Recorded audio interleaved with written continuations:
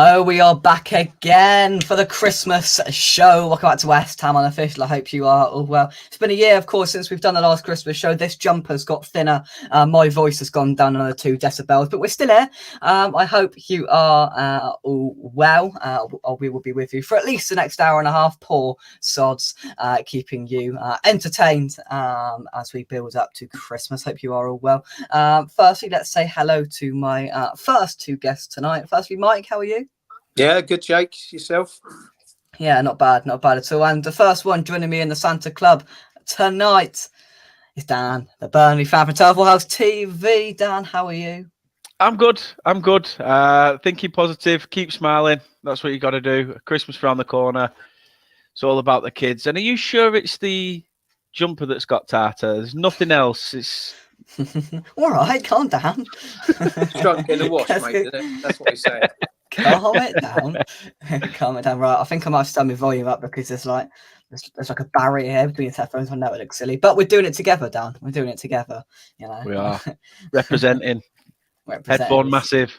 Let's see what we got in the chat. Firstly, Lawrence, hope you are. It's party time. A good old Cockney's knees up. Very good. Hope you are well, mate. James, evening chaps and chapettes. Hope you are along with the bowling as well. So it's not really a script or anything to go by tonight. We're just gonna have a bit of a chat about everything and anything. Of course, the World Cup's now done, and we are 5 days away for us in the Premier League. Obviously, you know, for Dan it's different. For the Premier League resuming. Sorry.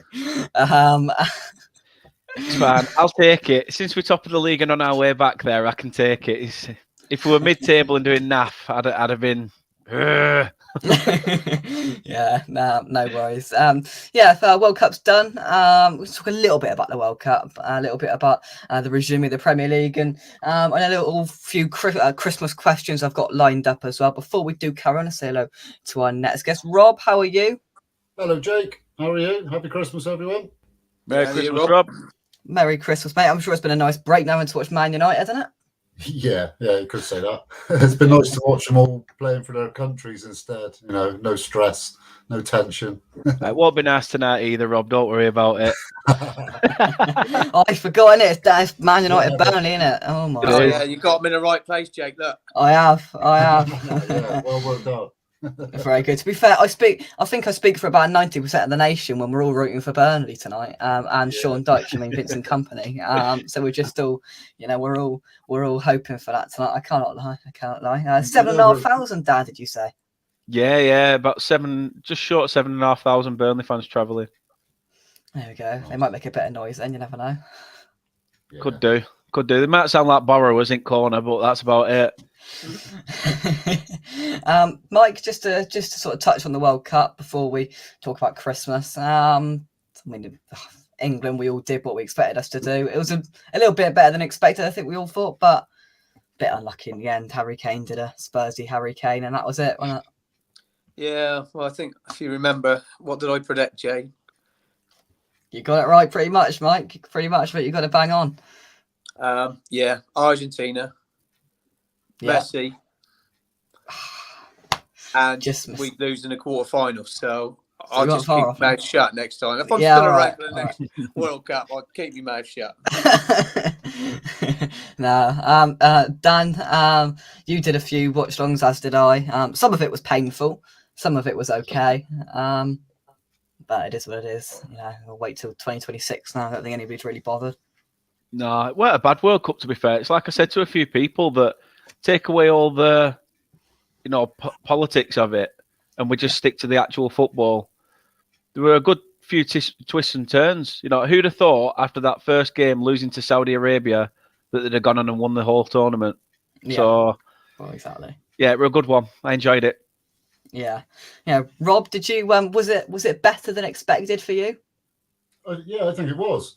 Yeah, like Dan just said, you know, if you can put all the politics and everything to one side, which I know we shouldn't really do, but it's a World Cup. It's about football, isn't it? Yeah. And I thought some of the games were absolutely brilliant. I thought Morocco were fantastic. Saudi Arabia beating Argentina. I mean, that's got to be one of the highlights. Germany going out early doors as well. You know, Japan beat them as well, didn't they? Yeah. They played really well. They well deserved that win, didn't they? Yeah, I thought it was a cracking World Cup, to be fair. Yeah, I enjoyed it. Let's just see who else we've got in the chat. There we go. I didn't think it would take long. Try to smash the Manc Reds at home, please. We'll do what we can. George, I hope you're well. Martin, I hope you're keeping well, mate. Merry Christmas, Hammers. Hope you are well, Hammerhead. Always had a soft spot for Burnley, proper British club. My son served. Claret and Blue Armada sticking together. Get in. See, it took me 5 minutes to go Burnley, Dan. Are you proud of me? I am. What Good. a change, man. Exactly. He's getting it, mate. Don't worry about me, Anton. It's all about Dan the man, isn't it? You know, there it is. Hope you are, Anton. Let's do a little bit. Look like a prat in a hat. Well, yeah, I suppose. Nick, I hope you are well. Merry Christmas, lads. We need a Christmas miracle against the Gooners, then go on a strong run. Yeah, I spoke to Chris in the week, and he said, "What do you want for Christmas?" And I said, "Santa doesn't really do miracles, but a win against Arsenal on Boxing Day wouldn't go amiss, Mike, would it?" Yeah, that would be a bit of a miracle, mate. But hey, West Ham being West Ham, that's the sort of things we do. You never know. That is the sort of things we do. You know, you can't predict the result with us. I mean, no. I mean, when everyone's against us and when we're supposed to lose, I've heard it so many times in the past, you know, going into certain games and pundits going, "Oh my God, this could be a cricket school, West Ham all over the place, blah, blah, blah." We usually pull a rabbit out of the hat in those sort of situations, but, you know, fingers crossed, mate. Yeah, we're the opposite. So. When we're supposed to win, we tend to throw it away. Can't wait for Forest. Just to sign of things to come, a little bit later on the show, we're going to hopefully be joined by our next Hammer. The Dream Team is going to be here in about 5 minutes time, so stay tuned, boys. We will get the Dream Team here very, very shortly. If you know, if you don't, you'll find out in about 5 minutes. Dan, just one corner. We haven't seen him for 3 months. Any sort of explanation for me, please? Yeah, you've given us a chunk of money for him. You've given him what he wanted, something to do with the Premier League. Just the tag of being classed as a Premier League footballer, and suppose he'll be fit and ready to come back to us in Jan. Wouldn't surprise me. Well, I think he got injured. Mike, what game did he get injured? Oh God, I mean. It was in September, wasn't it? It was. They said it was a small injury, didn't they? They said it was just something. They said it was just a little. It was a couple of weeks, 2 or 3 weeks or something. Little groin injury. I mean, groin injuries can be a bit funny. You know what I mean? They can go on a bit. They can be a bit lethal at times. But I mean, you know, to be fair, I mean, he scored against Chelsea. That goal should have never ever been disallowed. You know, and if he'd have stayed fit, and after that, things could have changed for him. You know. But just the guy's just not going to get on the pitch. No, he'll be like a new signing once he is back. Well, exactly, because I mean, he has got pace. Well, you all know that, Dan. You know, he's got pace, and that's something you do need in the Premier League. And we haven't got abundance of it, really. You just don't want him to be an Adama Traore, just all pace and sod all else. True. But I mean, even using him as, you know, it'd be nice to be able to use him as a bit part, even bring him on as sub and whatever. Yeah. Which has just not been able to do that even. So. No, I'm not quite sure what's happened there. You know, most people were expecting to see him back because they said at the end of the first period of the season, we'll get him back in some of the mid-season friendlies and he'll be ready to go on Boxing Day. And then we heard, no, he's not available for the friendlies. So he's missed all of the friendlies and people have started to go, there's something not right here. We were told about 3 weeks with a groin injury and it's been 3 months now and it's counting and we just haven't really seen any sign of him. So we don't know whether there's anything a bit deeper in there or whether it's just, you know, he keeps picking up these, you know, little niggly injuries and not getting back to full fitness. Rob, Man United, obviously, it's been a bit of a roller coaster, as you well know. What would you be happy with come the end of the season now? It's probably top 4. You know, it sounds horrible from a United point of view to think that that's you know, we used to have a guy, Arsene Wenger, calling that a trophy. You know, and that's kind of where we are now, isn't it? You know, battling for that last Champions League position. Decent cup run, you know. I'm looking forward to this second part now because Ronaldo's sideshow's gone. You know, maybe we can get back to. Is that like Ronaldo shirt in the background you got there, Rob, or is that just me seeing things? Definitely not. Definitely not, mate. It's in the boot. They've all been burnt. One thing that made me laugh is when we went up there last year. Literally, the went into the club shop. The whole left-hand wall was just Ronaldo shirts, all different sizes, whatever. And we went in there for the went in there for when we went for the content awards last month when it was all kicking it off, and there was like one little rack of Ronaldo shirts, and it was like, well, yeah, you know. But they still were produced though. Yeah, wow, yeah. Obviously, that's been a bit of a. They've had to employ someone to peel all the bloody name Ronaldo. Yeah, because they still want them shirts. Not putting them to waste. Gives someone a job anyway, doesn't it? Yeah. They got a scout out somewhere looking for another lad called Ronaldo, an up and coming star. Yeah. Oh dear. Let's get some predictions for tonight. I'll go first. Burnley 4, Manchester United 0. Mike. Jake, you haven't been drinking. You haven't been touching any of this stuff, have you? No, I haven't been touching. I've got nothing. Nobody's even bought me up a drink. There's a bit too much sherry in that Christmas pudding you've been eating, I think. Yeah, I reckon he's been had too much sherry in the Christmas pudding. You're right, mate. Or the mince pies or something, Rob. Oh, we're going to talk about mince pies in a minute. Don't worry about that. I'll tell you what, though. I think Burnley will give United a good game tonight. So well, will. yeah. I think it could be a draw, and it could go to the dreaded. Oh. I tell you what, though, you've had a couple of games. Yeah, Dan, you've had a couple of games back, obviously, and you're top of the league, and you're going for it, and all the rest of it. And Man United, there'll be a weekend side out tonight. There's no doubt about it. And just before we do, let you go and watch and thump Man United. A score prediction. I've said, I'm sorry to say it, Rob, I think you're going to have another Middlesbrough. I think it's going to go to pens, and we may do it there. Come on. But like I said, I think I'm only thinking that because at the moment we're looking at every team and just thinking, these are beatable. These are beatable. You guys are flying on at the moment. So, and plus we're having 2 games in our. Got 2 games in the bank. Yeah, 2 games in the bank. It sort of gives us a bit of a more incentive. But we'll see. We'll see. I think this is a true test for us now because yes, we don't. Can we say that we are too good for the Championship in the way we are playing potentially? But this is where you've got to, show your mettle and show your bottle in these fixtures. So exactly, we shall see.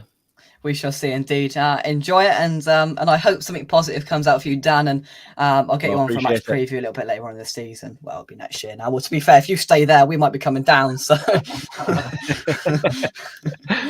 so whatever happens, we might be crossing paths, whichever league it's in. We will at some point. I'll speak to you soon. Thank you very much, Dan. Take care. Have a good Christmas, lads. See ya. you, mate. Have a good See one, you a little bit later. On. Now, one fan knows a lot about Manchester United in the Cup, and we're going to come to him in just a second as well as Sean. Just before we do, let's take somebody's comments. Troy says Schumacher has discovered and likes English gravy. There is hope. Wow. That's an interesting revelation, that is. Will Josh be bragging tonight? We're going to find out in just a second. Villa have been out on fancy tours out of Dubai and all this, and on a mid-season tour. Jake been on the rum and raisin choc ices. I can confirm not. Shocking. 1-0 United, 2-0 United. Rob, we didn't come to your prediction. What do you think? Yeah, I think like Dan was saying, I'm expecting them to be, they're in the races before us, aren't they? Having played a couple of games already, so they're going to be back at the match fitness, probably in a bit of a better position than we are. But we got the lineups out. We've got quite a few players that have had a little bit of a rest since they either didn't go to the World Cup or came home from the World Cup. I reckon there'll be a few goals in it. I don't think we want to let it go as far as penalties. I'm going to be positive and say 3-2 to us with a couple for Garnacho. He's been a bit of a legend when he's played in recent months. So we'll see if he can continue that. There we go. Rob, thank you very much for coming on. I'll speak to you very soon. No problem at all. Happy Christmas, gents. Thank you very much. And you, Rob. Very, very good. Mike, are you ready for the next 2 then? Should we get going? Yeah, that's rock and roll, mate. Let's go. Next up, Sean and Josh. How are we? I'm good, Very thank good, you. chaps. Very good. Good evening. You all right, guys? Yeah, good, mate. Good. Good, well done. Good stuff. Good stuff. Right, let's have a quick summary of the World Cup then. What do we make of it, Josh? I'll start with you. Yeah, it was, apart from England, it was quite an exciting tournament. Maybe slightly fixed at times as well, but yeah, I enjoyed it. It was good. It felt very different, but yeah, it was good overall. Definitely one of the best finals we've seen in a long time. So yeah, I'd say overall it was a good tournament. If England weren't robbed. Yeah. I mean that final was something else, Sean. I mean, it was very good. It's the best I've seen in my lifetime that I've watched. It was very, very good indeed. The tournament on a whole, mate. I was just listening to your past guest talk about it. Might sound don't want to sound miserable. It was an exciting tournament. Obviously, the likes of Japan, Morocco, they sort of raised their game. But in general, if you take the final away from it, I didn't think the quality was that high, if I'm being honest. Yeah. I didn't think the French were anywhere close to the side that they were 4 years ago and they won it. I was actually a little bit gutted. I think we should have knocked them out, to be honest. But yeah, it's entertaining. Hasn't got to be world-class players doing world-class things every single game to be entertaining, does it? Like, we can enjoy like the Japanese doing what they did and Morocco doing what they do. But yeah, it's a shame to see the empty stadium. Not very good, really. Somehow Argentina managed to get about 60,000 in every stadium. Yeah. I don't know what was going on there, but yeah, it wasn't bad, was it? It's a brilliant final. I can't knock that. It's a class final. No, it was. It was. Now, in terms of World Cup predictions we did previously, so Mike and Sean both went marginally close by saying Messi to win the Golden Boot. Of course, it was Mbappe that won the Golden Boot in the end. And Josh got all three right. Quarterfinals out for England. The Golden Boot win for Mbappe and Argentina to win it. Well done, Josh. Well done, Josh. Well done, mate. Jake, was I the only one to say Argentina to beat France in the final or not? I think you were, to go to that extent. I think you were. Yeah, I think you were. Yeah. So good yeah. guessing, Josh. Yeah, I'll tell you what, you three guesses. They weren't guesses. They were. You knew, Josh, didn't you? You knew. Yeah, I knew all along. Of course you did, mate. Good Yeah, work, mate. Well done. We were all pretty good, though, weren't we? Because, I had England go out in the quarterfinals, Argentina to win it, and Messi the Golden Boot. Well, it was getting close, wasn't I? But I know Sean was as well. Very, very good. That's a good prediction as Argentina and France in the final. So, hey, we all give ourselves a clap, don't we? You three were the best out of everybody, I think. I think a lot of people got two of them right, but I think it's the Golden Boot winner most people struggle with. Yeah. No, well done, mate. Thank you. Yeah. Well, yeah, we will have to wait and not wait and see what I'm on about. Next up, it was a class final. It says Shark. It certainly was. Right. Next up, a bit of Christmas chat. Right, I've got here. Hang on. Right, I've got here a box of garden mince pies. They've all been eaten. I don't really care because I don't like them. Mince pies, yes or no, gentlemen? Mike, I'll start with you. Oh yes, mate. I love a mince pie, mate. I love the ones with the icing on the top, mate. Oh, they are lovely. Carl, we've opened Mike up here.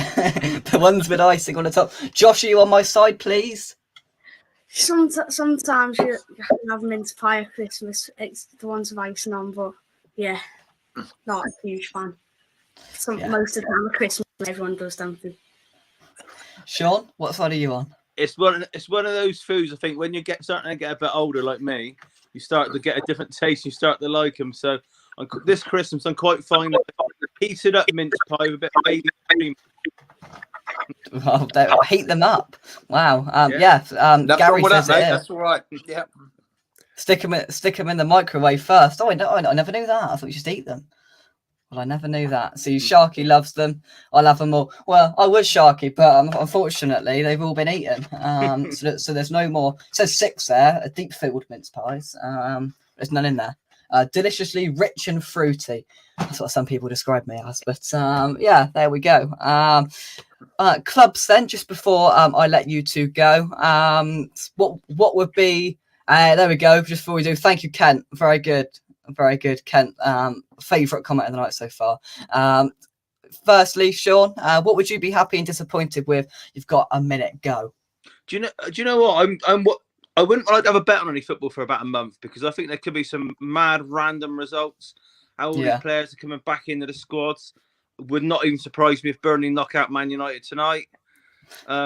Tottenham are up against it a bit, having a few in the final, one in the third place playoff, few in the semis and quarters. I think we've got 3 injuries coming back, so not looking forward to Brentford away.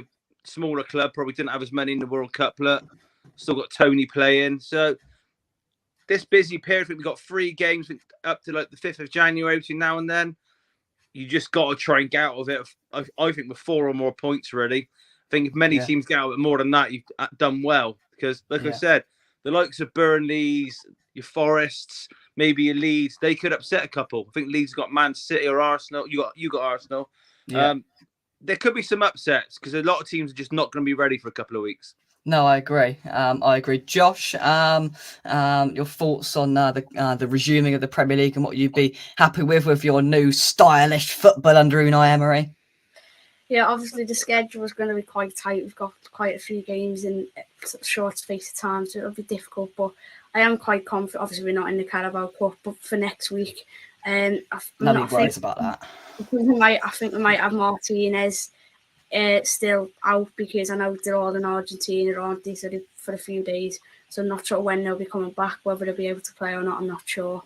So that's a worry. But I think we'll definitely be up for it. I seen today we lost to Everton in a behind closed doors friendly. We have come back from Dubai for pre-season. The pre-season doesn't really mean much to us. In the summer we went unbeaten in pre-season and we had that awful start to the Premier League season. So not worrying too much about pre-season. But yeah, I am quite confident for Liverpool, which I never thought I'd be saying. I just think the crowd will be on our side. I just think we'll try and give him a game. I think it'll only be Emery's second home game, and then I think after that we'll have a couple more league games. Then the FA Cup, which I keep saying that, but we've been knocked out in a third round for 6 seasons on the bounce. So surely, if we lose to Stevenage, I think we'll just give up on the FA Cup. 7th is a charm. 7th is a charm. Right, boys, I'm a bit pushed for time, so I'm going to have to let you go. I'm sure we will be back with a Premier League roundup show as we head into January. So, I will see you. I will see you both in the new year. Merry Christmas. Have a good one. Merry Christmas. See you very, very, very, very soon. Right, and so Mike, let's just confirm you were a fan of the mince pies. Oh, definitely, mate. Yeah, you can't beat a mince pie. There we go. Good stuff. Let's move on. We've got another couple of guests lined up, and let's bring on. Firstly, Richard, who is a Forest fan. Rich, how are you? How are you doing? Not so bad. Yeah, good stuff. Right, good stuff. And also, Stuart joins us as well. A Liverpool fan, all sophisticated. Very, very nice. Very, very nice. How are you? Fine, sorry. Hi, Stuart. Yes, Stuart. No worries at all. Rich, firstly, let's just talk about club form. But before I do, Mike, I mean, Forest surprised some people, would you say? You know, they come back into it slightly towards the back end of the season, but back end to that sort of period of the season. Thoughts on that? Yeah, no, Forest, I mean, at home, I think they're going to be it's going to be a tough game for anyone going there. So first season back in the Premier League, the crowd really get behind them, and I think their crowd is worth a few points throughout the season. Yeah, I really do. You know, they changed a lot of players, probably too many, I think. You know, which might hurt them, but that home crowd could just be enough to keep them up. Oh yeah, I agree. I mean, when we went to the City Ground right at the start of the season, that's the best atmosphere I've ever seen. It was brilliant up there. And Rich, I mean, we spoke to you at the start of the season before that game against us, and you were like, it's going to take time, and you sort of said after Christmas we really need to start getting on with things. How have you rated things, and how do you rate your chances of staying up? Overall, your thoughts on Forest so far? Well, I think if you'd have spoke to me after the Leicester game, I'd have said it was relegation all the way. But in the last few games, we've tightened things up. The football's a lot better, looking more competitive, and we've got ourselves in the mix now. So, you know, it's anybody's now, isn't it, really, to stay up? Yeah. And that's all we're aiming for, really, I think, is just to stay up. We're not looking to, break any doors down or anything like that. We're just looking to stay up. That's the main thing. Yeah, and if you do, I think it'll be, I think it will be a huge success for the club. There's a lot of teams around that sort of area that could be dragged or are dragged into it, and I'm afraid we are one of those sides as well at the moment. And it's going to be an interesting first month, I think, for the season. Stuart, Liverpool have been a little bit dodgy at points in the season. What have you made of it from your perspective? Before I say about Liverpool, I've got to be so careful because my wife is from Nottingham. Her parents had season tickets for Notts Forest. Her father played at Notts County.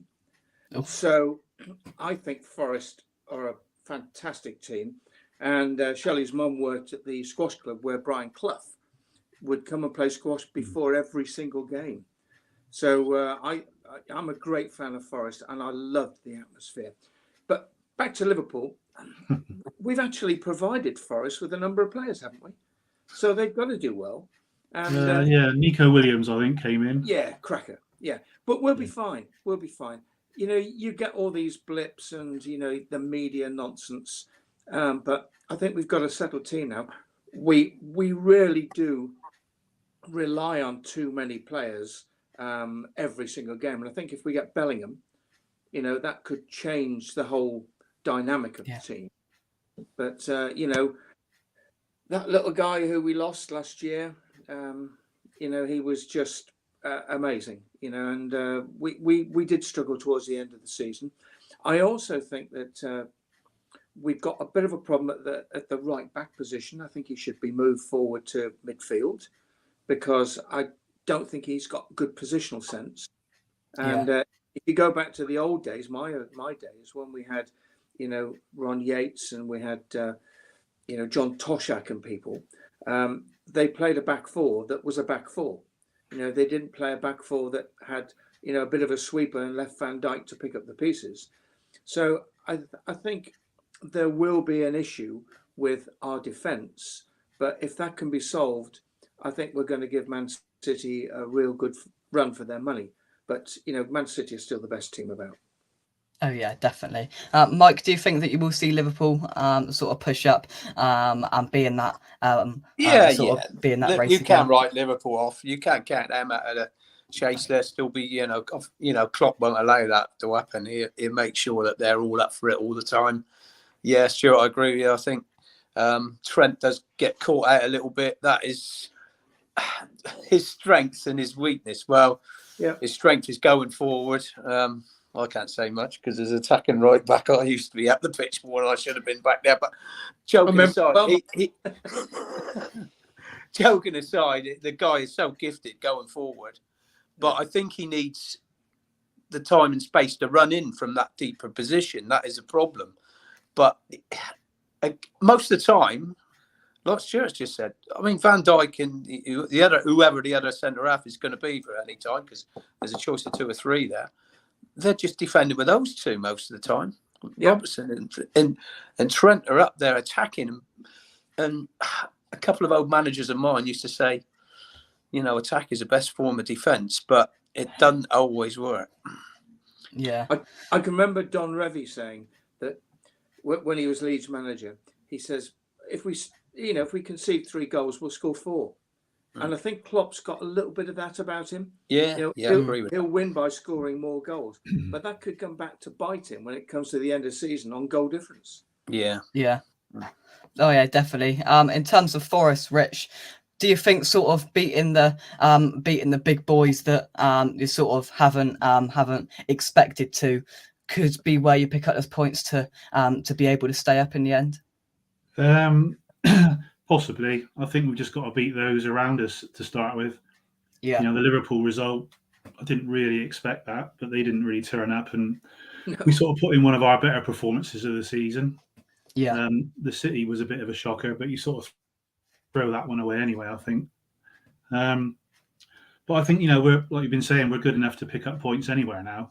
And particularly at home, it's a great place to watch football and the fans really get behind the team. Yeah. Oh yeah, definitely. And I do hope you stay up, because it was a really good day out, and it was a quality atmosphere up at the City Ground. Stuart and Rich, I'm going to have to let you go. Thank you very much for joining me, and have a great Christmas. No problem. Merry Christmas. Pleasure, and to you and your family. And Thank you very much. Speak to you soon. Happy Christmas, Thank you chaps. very much. Thank you very much, Steve. Right, Mike, are you ready for a Christmas treat? Oh, go on, mate. Let's have one. Joining us on the mince pies, have you? I haven't got any more mince pies. No, thank God for that. Someone likes them in your house, because they're all got us an empty packet. It's just horrible, aren't they? Joining us on the channel, former West Ham winger Matt Jarvis. Matt, how are you? I'm very well, thank you. Yourselves? Yeah, not bad, and not bad. Thank you very much for coming on. Let's just go back to the start in terms of West Ham. Then, of course, because you joined the club in the end from Wolves. How did that all sort of come about, and how did you end up at Upton Park? Well, obviously West Ham got promoted via the playoffs, which was amazing. For me, I wanted to get back in the Premier League after I was at Wolves. We unfortunately got relegated, so I just got in the England side. I wanted to get back in the Premier League, and West Ham were the club that I was desperate to go to. They had a few bids that got rejected, and then it sort of got to the last sort of knockings, really, and managed to get it over the line, which was amazing. Yeah. Overall, in terms of that dressing room that you had there, who was the best player that you can remember you played with at West Ham? Oh, that's a difficult one, because there's so many. And the thing is, I played with lots of players that were either in different, like either the beginning of their career, more towards the end of their career. But the one player I played when I would say that was probably in the peak, I would say, and was he was very popular at the time. Probably wasn't as popular nowadays, but was Dimitri Payet. That season, especially, he was outstanding. Just his dead ball delivery from any set piece, or just his skill, the way he manipulated the ball, was really, really impressive. He wasn't one of them that went in the gym and did anything like that. He was naturally very good. And just obviously perfected that season. He was instrumental in everything we did. No, definitely. Could you tell almost when he came through the door and you saw it, you went, yeah, he's good, Yeah, well, you definitely could tell like that. Well, you had to have something, because he was he had haircut, he had the bag, he had all of this, so he had to perform on the training pitch. But yeah, instantly, as soon as you could see training starts, you fire it in. It's the touch, it's the turn, it's as I say, the manipulating of the ball. Didn't really use his left foot that often, but he was able to manipulate onto his left foot and then either use his right or just outside of the right boot and cut back in. He was a clever player as well. So yeah, it was really nice to be able to play with him at that. I would say I do say he was probably at that peak of that season. He was on incredible form. Definitely. Mike, have you got a question? What did you make? Well, obviously it was Big Sam manager then, was it? Yeah, it was. Yeah. What did you make of the way he went about things? Because a lot of people said he was a bit of an old school manager, and there's a lot of people said that he was quite, ahead of his time with a lot of the stuff that he did.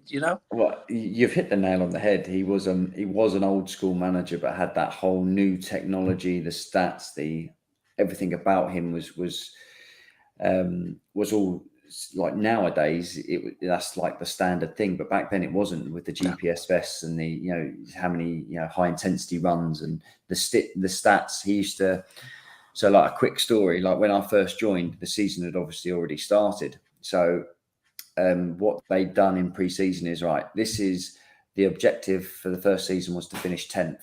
To finish 10th, you need this many points, that's this many wins, draws, losses, that's this many goals scored, this many against, this many, he went into real detail all the way through, and he broke up the season into like blocks, sort of like the first 8 games, next 8 games, and so on. And you would like, right, first 8 games, we think we're going to get 8 points, for instance. And in the first 8 games, we got 14, I think it was. So then you sort of review that 8 games, which is what he did. He was very like, you can score the POMO used to call it, position of optimal opportunity. That was his thing. So you put the cross in. For me, it was like you put the cross in near post, far post, penalty spot. And the POMO was always the far post, really. If you were going to hang it up, it was always far post. Being at the far post, that's where most statistically, that's where the goals were scored. So he broke it down to really fine details. But he was that old school manager. He had that mentality as well. So it was a big contrast between the two. Yeah. Obviously, with you being at the club towards the back end of the years that we had at Upton Park, could you almost tell that as a squad, as everybody was finding out that we were going to move to this great big new stadium, was that ever sort of talked about around the squad? Of course, it was sort of common knowledge that we were going to be leaving in 1 or 2 years' time. Was that ever affected or sort of mentioned in your time? So obviously you were there. It never affected, but we had an input in a lot of the decisions. Not saying we chose everything, but we had an input in what the change rooms were going to be like, where the warm-up areas, the different bits that we would obviously be using. So it was just so happens that did all of that, and then the season they moved there, I wasn't there, so I never got to play there. But yeah, we definitely you had an input in what it was going to be like, and to try and make that transition as easy and as smooth as possible. But no way was it affecting anyone in the squad to move there. Yeah. But it was absolutely amazing as an away player and as a home player to play at Upton Park, I have to say. Oh yeah.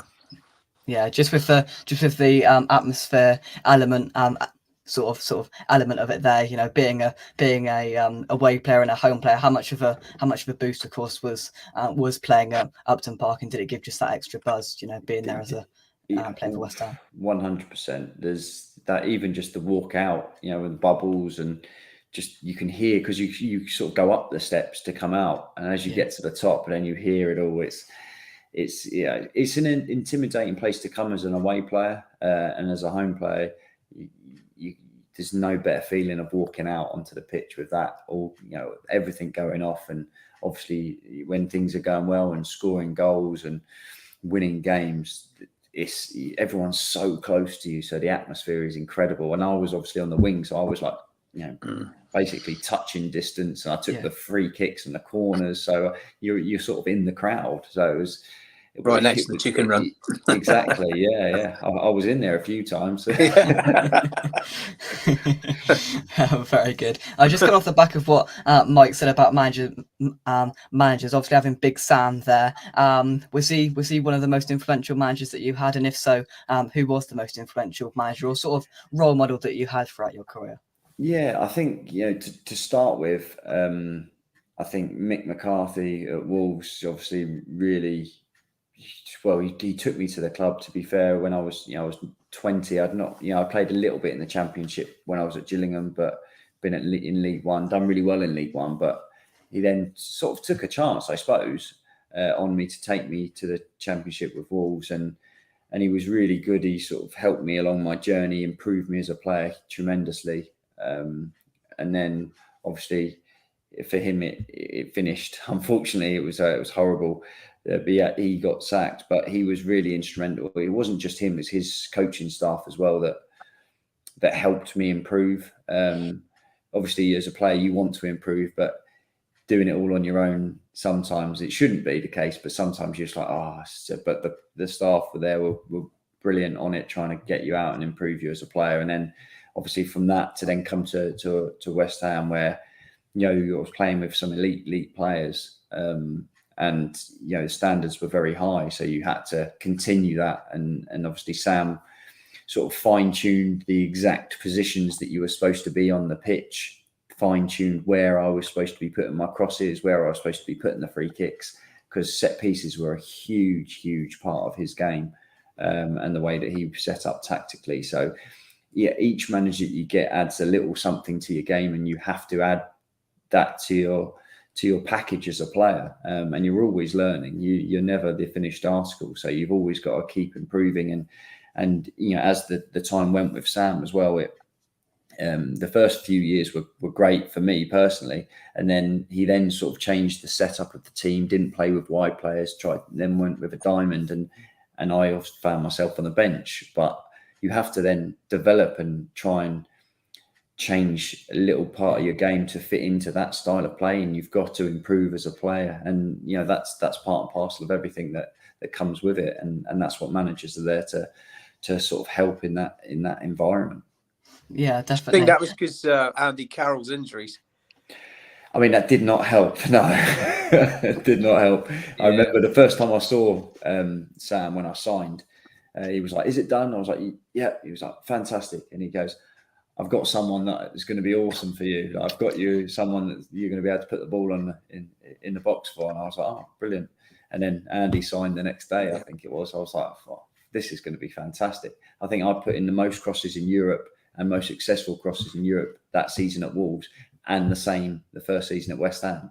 And Andy he was the most successful headers, like from corners. I was like, this is just dream come true. This is a match made in heaven.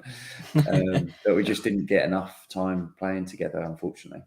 Yeah, it's such a shame. I think he could have been, I don't know what you think, but I think he could have been such a good player for West Ham and England, if he'd have stayed fit.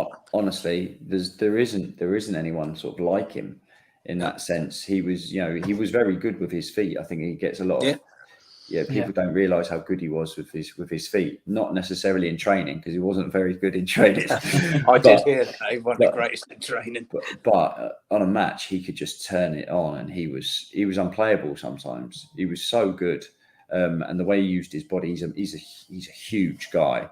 And he could, move his body, pin players. The ball was going above his head, and he'd be able to control it on his chest. He was really impressive. And if anyone was going, he would just scream at me, because you're trying to whip a ball in here, whip that one in there. He'd be like, "No, Jarbo, just hang it up, just hang it up."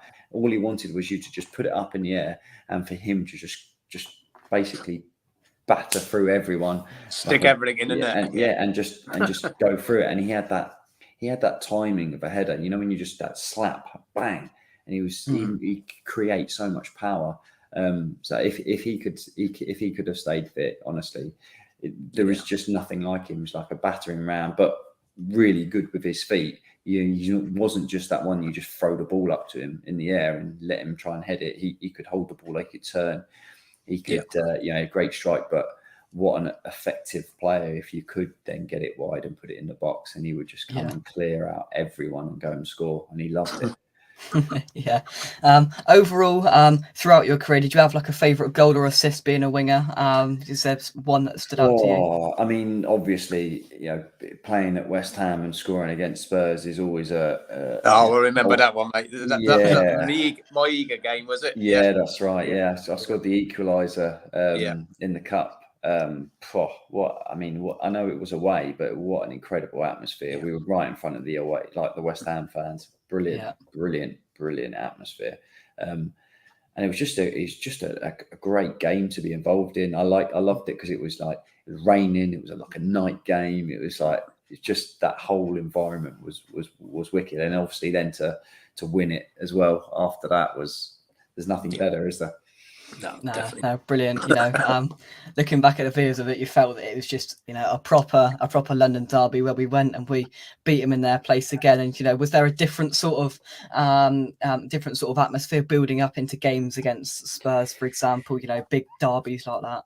Yeah, look, as soon as you sign at West Ham, you know what you're getting in for. When it's when I first went there, I'm sure it was like fans were just like, it doesn't matter if we get relegated as long as we beat them. And you're like, you've got to, but it was, you knew that week or the build up to that game, everything was just, how important this game is. Yes, everyone knows how important this game is. And it was the build up. Everything was done right. The preparation, everything. They were really nice, good games to be involved in, because everything was at stake. And as players, that's all you want. You want to be, it's like on a knife edge. You want to be able to either score the winner or be instrumental in that game that will change everyone's like weekend, and they'll remember that for forever. And that's what you play football for. It's just the adrenaline and the competitiveness comes through, and there's no better game than a derby game.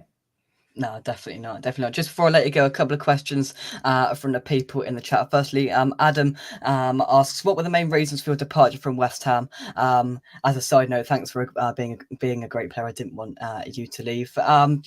How did that all come about, man? Yeah, it's really, to be honest, really simple. I hated being on the bench. I only played that last season I was there. I only played 11 games. I only featured in 11 games. And I couldn't do another season of not playing. I wanted to play. And Slaven Bilic come in. I played all of the Europa League qualifying games. Played really well, and then Bilic came in, and I featured in every single game.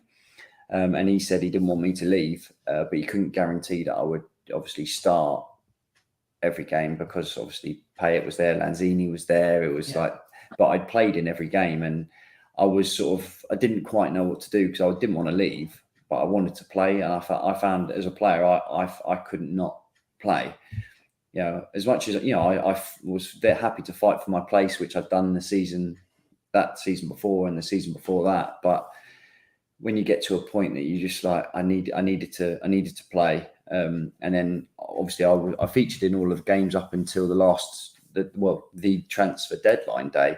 And it was about an hour before it closed, or maybe 2 hours before it closed. I then got a call from Norwich to say they want to take me. And as I said, I spoke to Slaven, and he was like, look, I don't want you to go, but I can understand why you want to leave. And it was only a loan. There was no, with regards to permanent or anything, it was just go on loan. And I was fully prepared to just go there, prove my worth, and come back and play again at West Ham. Just unfortunately didn't happen.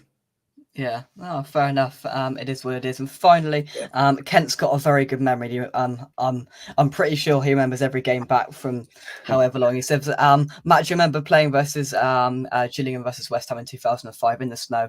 If my memory serves you, you had a good game. That is a very good memory. It's probably a lot better than my memory. I vaguely remember, Gillingham's pitch back then was not particularly great, so the snow probably helped it a little bit. But no, fantastic games. I remember the opening game. I was at Wolves. We played. I was at Wolves. We were playing at home. Played West Ham, and Nobe scored, and 1-1-0. West Ham 1-1-0. I remember that game as well. It's like there's ones that stick out, and you think, but. Yeah, great times. Absolutely loved it, and I'm able to do the ambassador role at West Ham now. So I'm at most home games. So it's just really, really nice to be back involved and be there and be involved in the club situation again.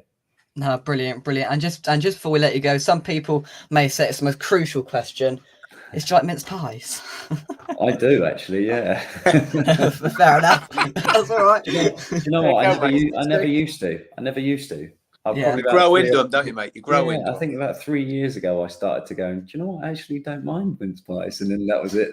Then you're in. Yeah, I'll put it. There we go. And Kent says it there, 2-0 that game. Wolves game, Nobes and Upson. There we go. There you go. Yeah. There we go. I must have blocked the other one out. Brilliant, Matt. Thank you very much for coming on. I won't keep you for any longer. Have a great Christmas, mate. Thank you very Thanks very much, buddy. Thank you very much. Have a good I'll speak to you Christmas. soon. Cheers, Matt. Thank you very much. There we go. That was a nice Christmas treat. I feel that was very good, Mike. Excellent. Yeah, very good, mate. Well done. And I think what you get out of it as well is a very honest view about things. You know what he said. At the end. That was great. That was great to hear that, mate. Yeah, and he talks so well, doesn't he? He's a very good guy to have as an ambassador. No, he's brilliant. Brilliant. So that was very, very good. I hope you all enjoyed that. Let's get back to some other action. Start off, we'll talk a little bit more Liverpool, and then we'll just, end that for 6 months. We won't talk about them again. Rich. Sorry, what was that? Nothing. You all right, Rich? Hi, Mike. How are you? Okay. Yeah, not bad, not bad. Yourselves? Yeah, not too bad. Not too bad at all. And also joining us, of course, after coming off the back of becoming a Wincat NFC Ultra a few weeks ago. Gus, how are you? Oh, I'm very well. And yourself? Yeah, Yeah, not bad. Not bad at all. Rich, I'll start with you. We talked a little bit about Liverpool a little bit earlier on, but what's your thoughts heading into the resuming of the season? Yeah, obviously tomorrow night, Carabao Cup up against City. Yeah.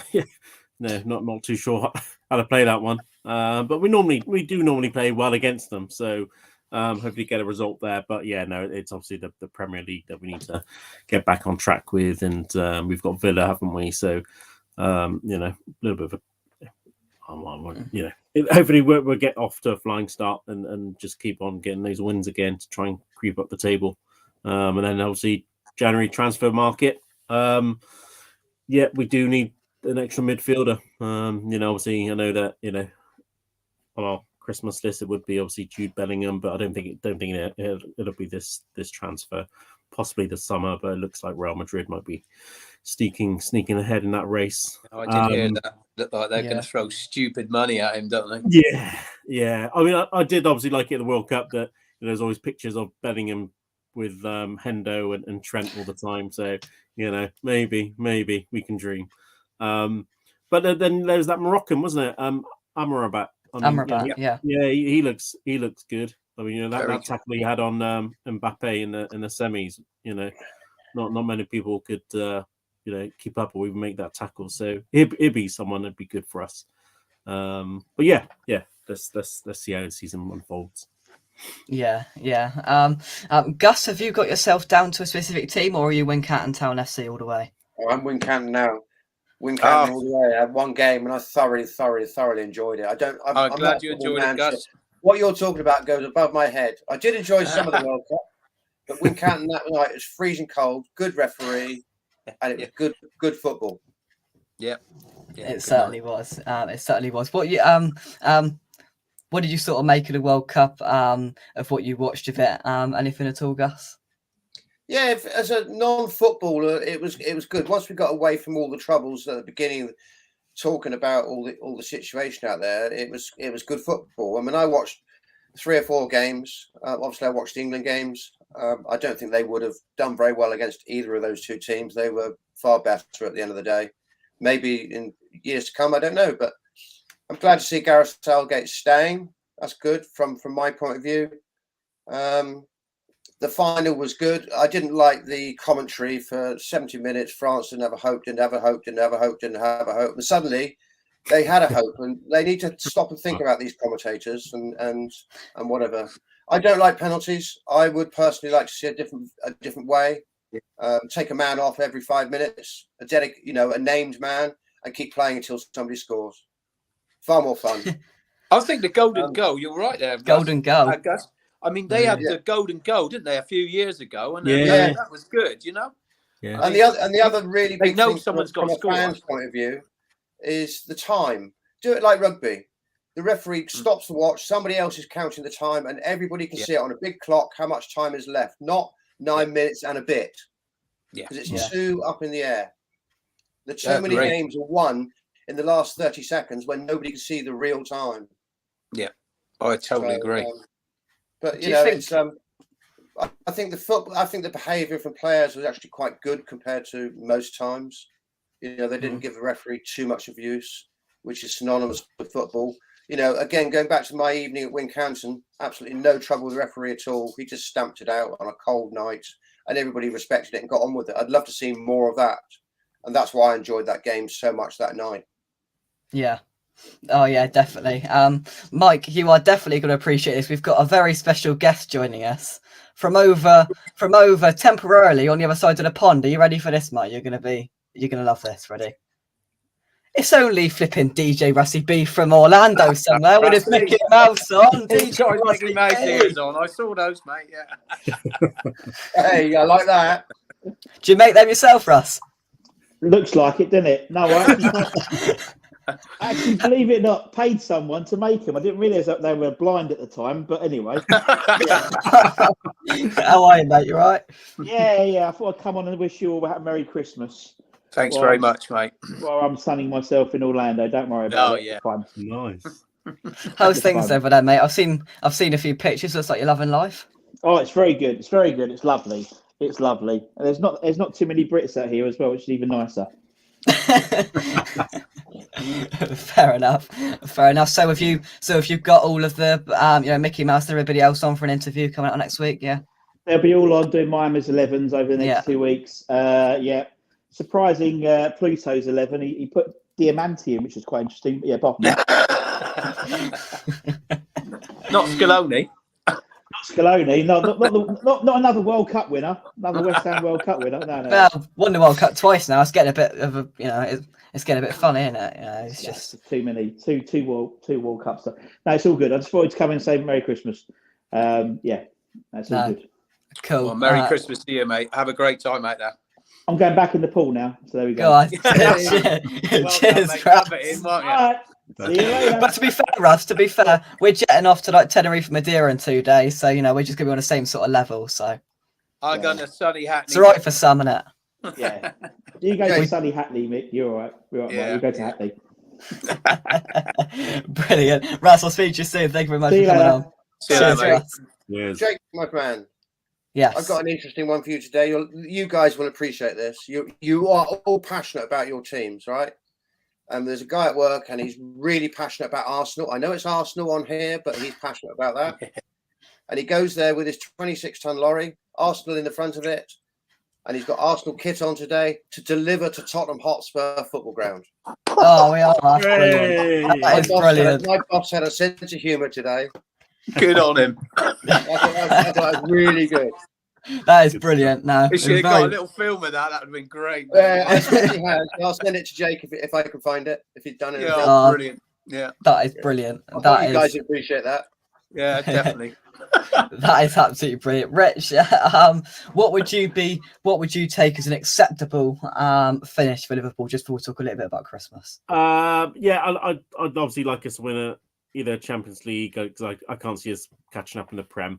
But I know it's Real Madrid. I want us to really beat Real Madrid this time. I know we're in the Champions League against them. They've beaten us the last 2 or 3 times. That we we owe them one. And to give them a good spanking and then to go on and win the Champions League be nice enough for me. Yeah, Mike, do you think they've got a chance of getting their hands on some silverware this year? Yeah, I said can't live without nothing. I mean, like I said, Klopp won't allow that to happen. He will make sure they are up for every game there is now. And Rich, you might be right. I think Champions League might be the one that they could really prioritise and have a go, because they've been a little bit unlucky in that, haven't they? Really? Yeah. They have. I know Man City have been unlucky in it as well. To be fair, they should have probably got into the final last year. But hey. It's all on the night, isn't it? It is. It certainly is. It certainly is. I've just got a nice image to put up just to show the stature of West Ham United Football Club. I've just found this. It's off the cuff. Right, here we go. So, most World Cup final goals: Milan, Juventus, Bayern Munich. It's just West Ham United, mate. Look at that. How good does that look, Mike? Yeah. Good. Thank God for 1966. That's all I can say. Even I understand that. It's brilliant. It's brilliant. Right, for our Christmas themed question for this panel, I'm going to switch things up a bit. We've put the mince pies to the side, and what I'm going to say is it's about gravy. Now, I like gravy. I can't get enough of it personally. Gus, I'll start with you. Are you no gravy, just a little bit of gravy, or flood your Christmas dinner with gravy? No, I like gravy. I do the cooking in this house, so they have what they're given. Very good. Very good. Rich, where are you standing? Yeah, no, gravy. Yeah, very much so. Maybe not too much on the roast potatoes. I like them crispy, but over the meat and stuffing, yeah, spot on, and the vegetables. Very good, very good. Mike, are you on the same boat? Oh yeah, like me gravy, mate. Yeah, fill the gravy Yorkshire pudding up with gravy. Yeah, fill up with gravy. Yeah. Gravy. Can't get enough of it. He's in a gravy boat. Exactly. See, I thought somebody would make a link. I just wanted to put it out there, and then somebody was going to make the link. It's a bit slow tonight, mate. There we go. There we go. I'll tell you what, Rich, one thing you did mention there is stuffing. Not a fan. Anybody else agree with me? Ooh. Depends who's playing football, doesn't it? On your plate, preferably. Yeah. Go on, Rich. Yeah, a little bit. Not too much. A little bit. Yeah. Oh, fair Yeah, enough. I like Gus? yeah. Oh, Yeah. fair enough. Fair enough. See, we've got the opposing view. I never thought I'd see this. Gravy on Christmas dinner should be illegal. Oh, no. Sorry, I'm ahead. You're brilliant, mate, but I just can't have that. Well, they have gravy on chips up north, don't they? Well, curry sauce mixed in with gravy. No, they do. Honestly, they have gravy on chips up there. Yeah. Well, to be fair, so do I from KFC, but that's a whole different matter. But but yeah. Is that your Christmas dinner? Is your dad's going to cook up some KFC for you? No. No. Somebody's going to be cooking a Christmas meal in between Tenerife and Madeira on Christmas Day. I don't want to say anything about it, you know. Apparently, you're doing all the washing up. What for the whole cruise ship? No, on Christmas Day, your man said you were washing up. I see. Well, we'll have a word about that. No, it's done. Dusted. Is it? Done deal. Yeah. Done deal. Transfer deadline day. Yeah. Sharky says, I'll have all the gravy, just the real stuff though. Sharky, you're the man. Oh, KFC gravy. Oh, it's brilliant. Who doesn't love KFC gravy apart from Sharky? Not a massive fan, mate. Every now and then. Oh, I think there's brilliant. a YouTube video of how they make it. That might put you off. Yeah, I don't want to watch that. Definitely would, yeah. I don't want to watch that. No chance I'm watching that. I like it, and I'm gonna just keep it as it is. Hammer says gravy on a normal Sunday roast, but no Christmas dinner. Wow. Okay, fair enough. I respect it. Yeah. There we go. Turkey's a bit dry. It needs some gravy. It does. Doesn't it? Yeah, it does. Certainly does. Yeah, it does. Gus and Rich, anything you'd like to say before I let you go? No, just a Merry Christmas and thanks for having me this year. Much appreciated. No, thank you very much for coming on, Rich. And Gus as well, thank you very much. Yeah, I'll get down to see you. I might even have a word with your club and see if I can come and keep wicket for you this season on a surprise. Oh, that's Mike's job. That is. Mike loves keeping wicket. Yeah. Oh, I've only ever done it once, mate. That was enough. Enough. I couldn't bend down. No, just enjoy Christmas. It's been a tough year for all of us. It really has. Wincanton have done Wincanton that night. It's one of the highlights of my year. Is seeing everybody there turn up after COVID with a nice pitch. A lot of hard work on it. A lot of hard work going in the club. That's what football's about to me. I don't understand football as a whole, but seeing that evening and the effort put in, and I take my hat off to you guys. Well done. Brilliant. Thanks, Gus. Thanks, Rich. Have a great Christmas, lads. Yep. Have a good Christmas, all. Have a great Christmas, all. We will see you very, very shortly. Right, we've now got we're now going live to a train station somewhere. He's all suited and booted, I think. Mr. Philip Demacoli, how are you? All right, Phil. Oh, evening, Jake. Evening, Mike. How are we all doing? Yeah, good, mate. Yeah, good, not bad. Very good. Not bad. How are you? Yeah, not too bad. As you can see, I'm at a big train station. This is London Liverpool Street. Liverpool Street, yeah, I recognise that. Yeah. In the old GA uniform here. Yeah, it's a lot different to the old days when it used to be the ebbs and flow of the River Thames on the old flippers, but this is it now. A new career. There we go. Phil, anything you'd like to bring to the table Christmassy? See. I suppose this is a Christmas where more people can be with their families now, especially after the last couple of years, isn't it?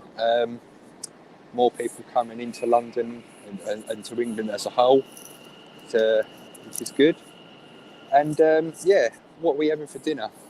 Oh, there we go. Question we were all waiting for. That's it. Are you a turkey man? Phil? Not always, but you've got to cook it just right for it to be nice. I agree with that. Last year I had a nice leg of lamb.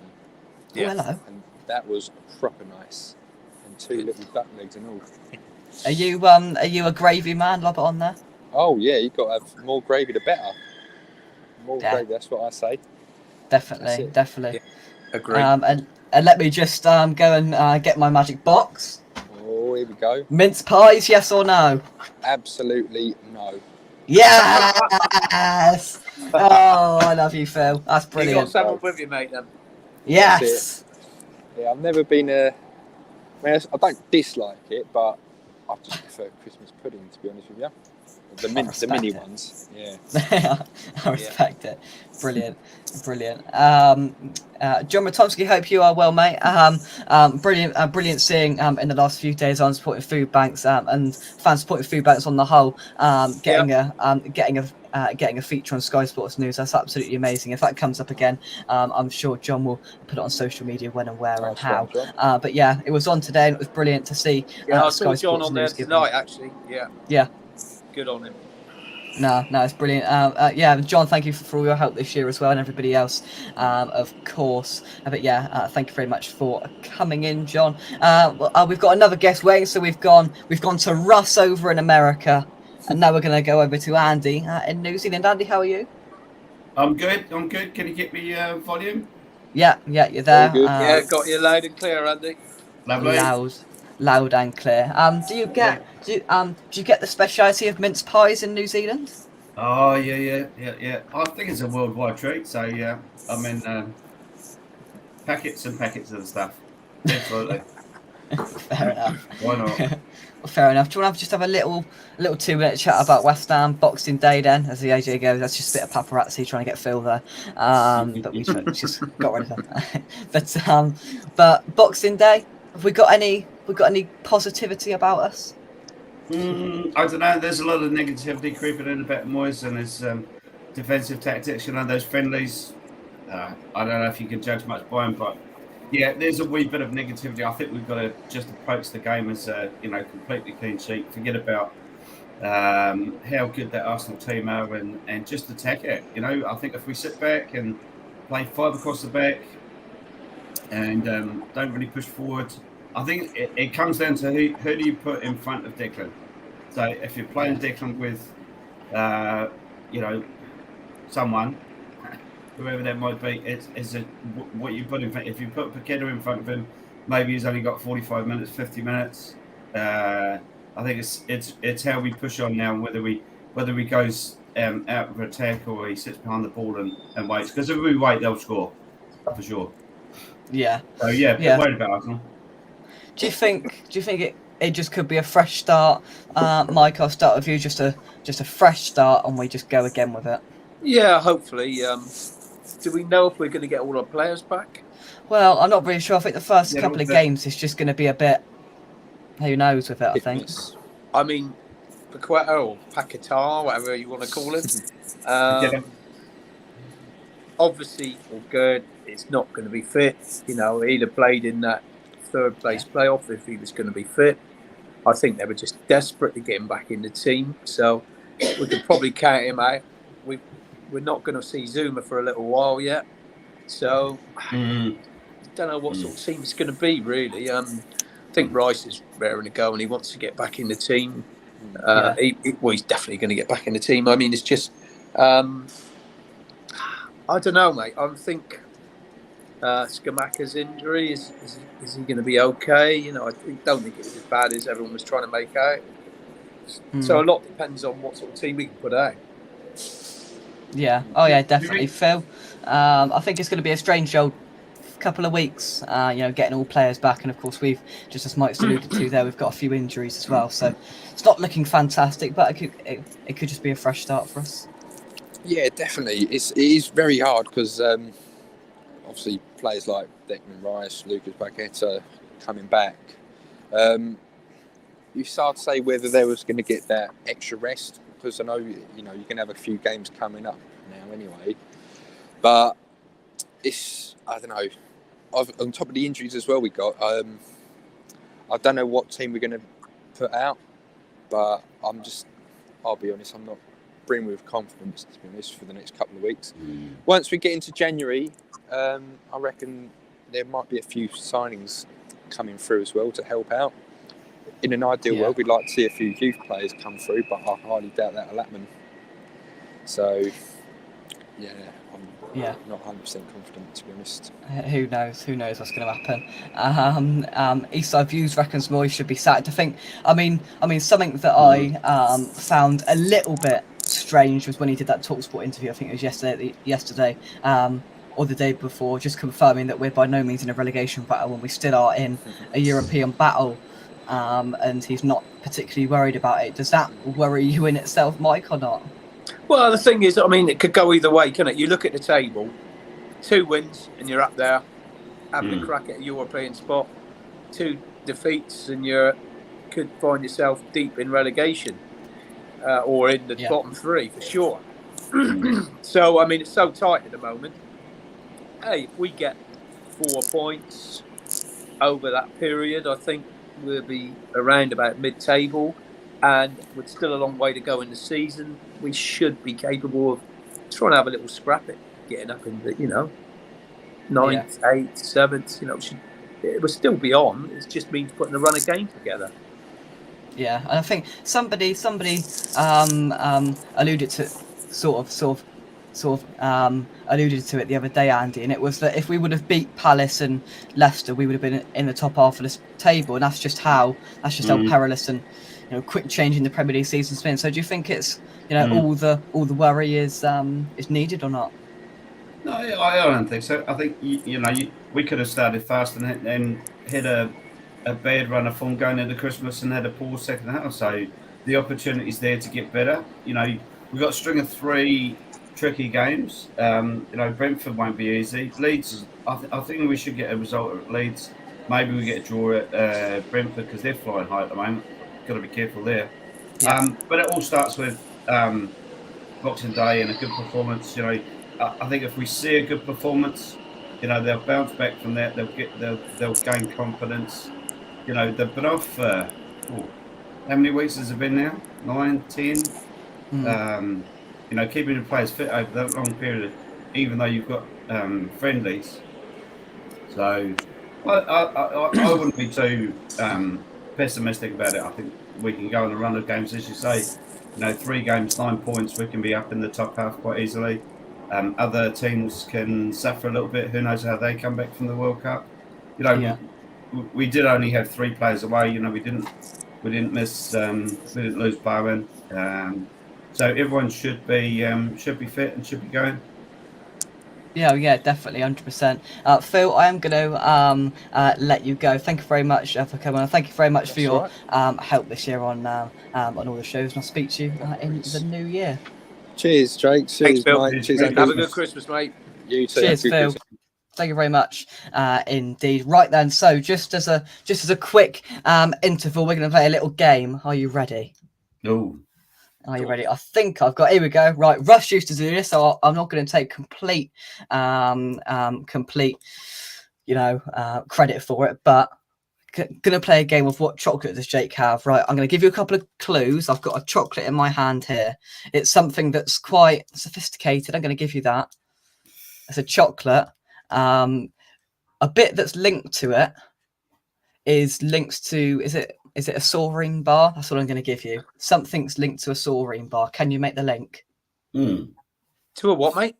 A Saurine bar. What is a what do Saurine as a brand make? I'm not sure about that one. You got me, mate. You got me. And just while I let you think about that, let's bring our next guest on. Danny Fenn. Danny, how are you? I'm a bit rougher than me, Jake, to be honest with you. Mate, I've come down with man flu. Oh dear. And I've got to get up at 4:30 tomorrow morning to drive a bus. Oh, we won't keep you for too long then, mate. Thank you. But do you know what product Saurine make? I do, yeah. But I don't know what. Yeah, no, I ain't got a clue. No. Let's see. It's not Adam. It's not. So Saurine, they make a no. So Saurine make a product, and the first bit of what it's called is the first bit of this chocolate, if that makes any sense whatsoever. Was it Turk? No, it's not Turkish delight. No. Often found in kids' lunchboxes, saurine. Yeah, I'll take saurine to work myself, but I can't think what you're saying. It's a bar of chocolate. So I've got a chocolate and saurine maker. They make a product. It's a something loaf. Malt loaf. There we go. So we've got the malt. Maltesers. So Maltesers. Yes, there we go. There we go. We got there. I didn't really explain that very well. It's not just a Malteser, people. It's a Malteser truffle. Oh, and these are the truffles. business. Yeah, they are nice. Yeah, they are. So have I won a prize for that? You have won a prize. I'm not quite sure. Well, I've got an empty box of mince pies. What else have I got here? That won't get it because there's a postal strike, so that won't get it. No, exactly.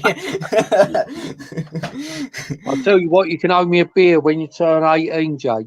Yeah, we'll call it that. Danny got it. There we go. There we go. Right. Is there anything you guys want to talk about Christmassy West Ham related at all? I don't know, mate. I used to go to a lot of Boxing Day games.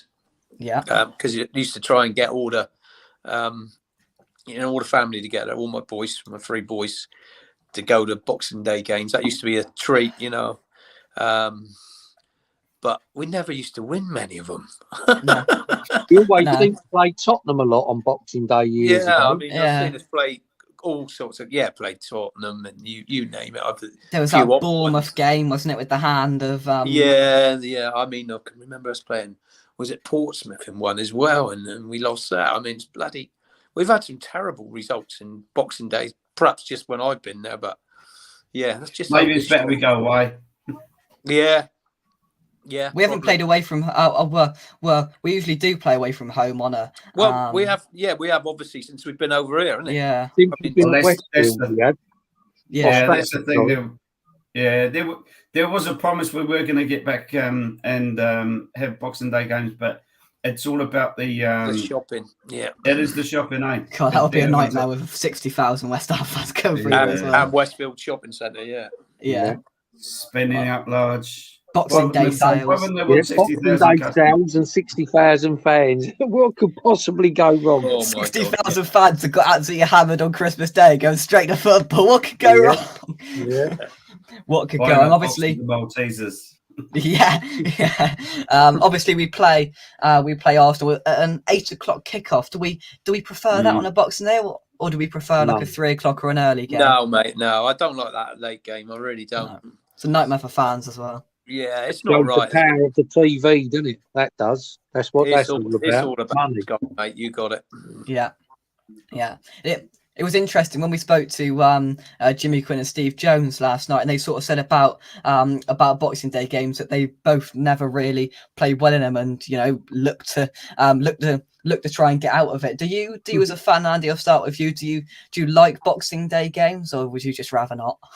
Oh, it's traditional day. I mean, it always used to be the thing. You go down to Upton Park on Boxing Day, and you had a really good Christmas, and you'd hope the players that didn't have too many mince pies and stuff themselves for the turkey. But it was a bit of a leveler that Boxing Day game.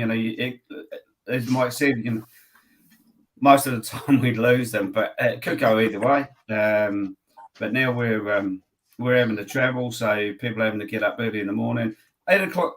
At night, it kind of helps, and you've only got to get over to Arsenal, so you can get back and get the tube back. So I'm looking forward to it. Oh, the tubes are striking, the trains are striking. They're all off, aren't they? Oh, yeah. Are they? Yeah. Dear. I was back in the old jam jar then. But no, I mean, it won't be too bad for us. I mean, it's 9 o'clock in the morning over here, so we get up in the morning. That would be all right for you then. That's all right. It's an early one for us, which isn't too bad. I mean, most of the time it's 4 o'clock in the morning, 2 o'clock in the morning, 3 o'clock, that sort of thing. So, yeah, it's a bit of a traditional thing, but I hope we can do it. Yeah. Oh, definitely. I don't think I asked you, Danny. Are you a mince pie man or not? Oh, do you know what? I can't stand them. Yes, Danny. Why are you not either then? No, definitely not. He don't like them, but I do. My missus does. Oh, I think they look. Oh, just the thought of it. Not for Yeah. me at all. I think you're bang on. I think you are bang on. Shark says Kevin Nolan hated Boxing Day games. To be fair, if I was a player, I'd hate Boxing Day games because nowadays, I suppose they've got to stay in a hotel, whether it's a home or an away game. Anyway, Yeah. so we've got to stay in a hotel Christmas night, then play Boxing Day.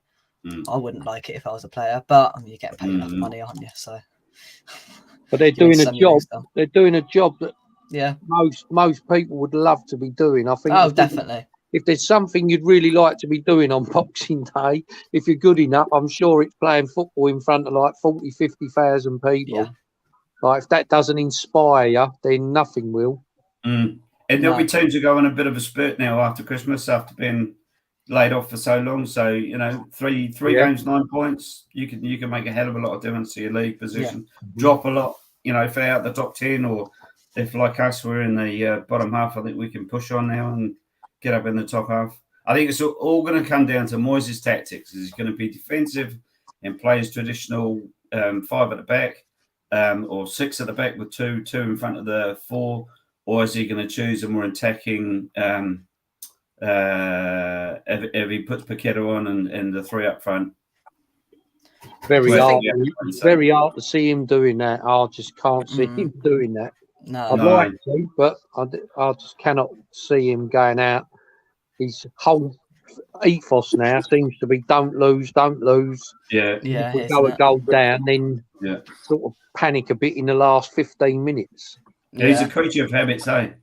Yeah. I mean, last year when we played, around this period, we weren't particularly good going into it. I think I remember we went up to Arsenal. It was on about the 15th, and we just weren't very good at all. We had a couple of players out, and I think we played Watford on the 28th of December, and Palace on New Year's Day, and we managed to get, we scraped in the end through a win against Palace. We comfortably beat Watford, and it sort of gave us a bit of a kickstart to go again in the new year, and I think that's just what we need. Obviously, it's completely different this year with the World Cup sandwiched in there and everything else, but we desperately need to get some confidence up, Mike.